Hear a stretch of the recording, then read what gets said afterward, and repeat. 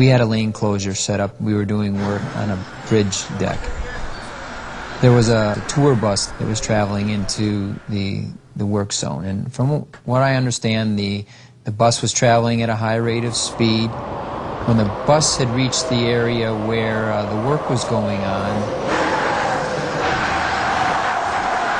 there were vehicles in front of that bus that the bus slammed into the back of, because the bus was going much quicker than the vehicles in front of him. And from what I understand, the bus had ricocheted off of the vehicles in front of him and into our work zone, striking the three workers. Pretty much the only thing that saved my life was the screeching tires, because if I didn't hear that, by the time the bus hit the tractor trailer, I would have looked up, and by that time he would have already been in the work zone and struck the truck, and I would have been right in front of it. Finally, I heard everything stop screeching and metal crunching and everything else, and I walked up over the hill, and that's when I seen all the carnage, and that wasn't a good sight. You try to forget it, but even you could be having dinner or talking with your friends or whatever, and you still have the flashbacks. They still come up. I mean, you can't really do anything about it. You can talk to counselors about it and stuff, but it's still there, and it'll probably always be there.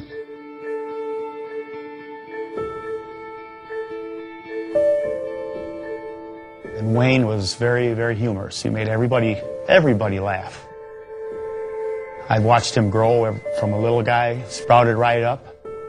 He got into the business of working construction pretty much the same way I did, you know, following Dad's footsteps.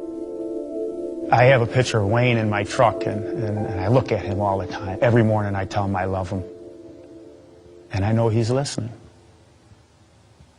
And I know he wants me to take care of his boys, too. That's what love is right there, you know, when you love your brother that much.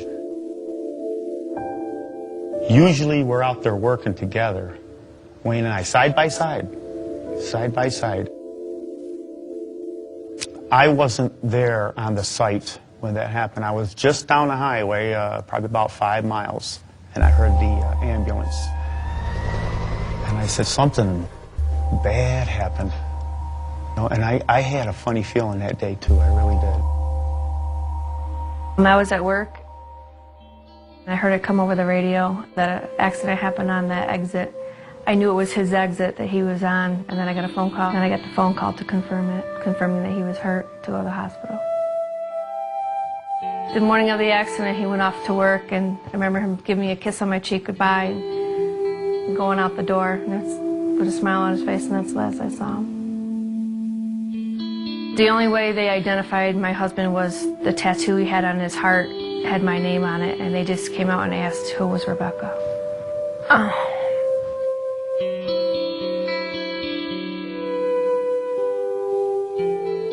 Horrible for me and the boys that we had to go through all that. The day after the funeral, my son wanted to go back to playing baseball. That's what he loved to do.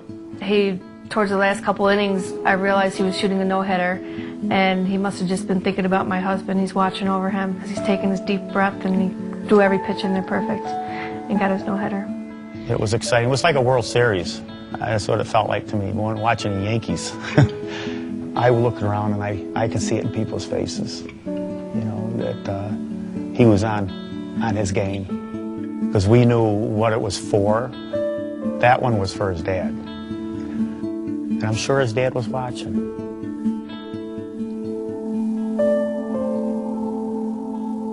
And people don't realize how dangerous it is out there, the motorist. They don't realize. It's a tough place to work.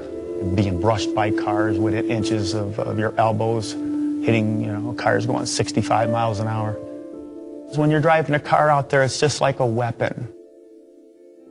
It only takes one time to go through there fast to kill someone. That's all it takes. And then it's too late. We're all vulnerable out there. When you see those signs, please, slow down. And we'll all feel better if you do. We'll all be able to go home to our families. Unfortunately, my brother won't. just give us that little bit of time, 60 seconds, to slow down in a work area. Please.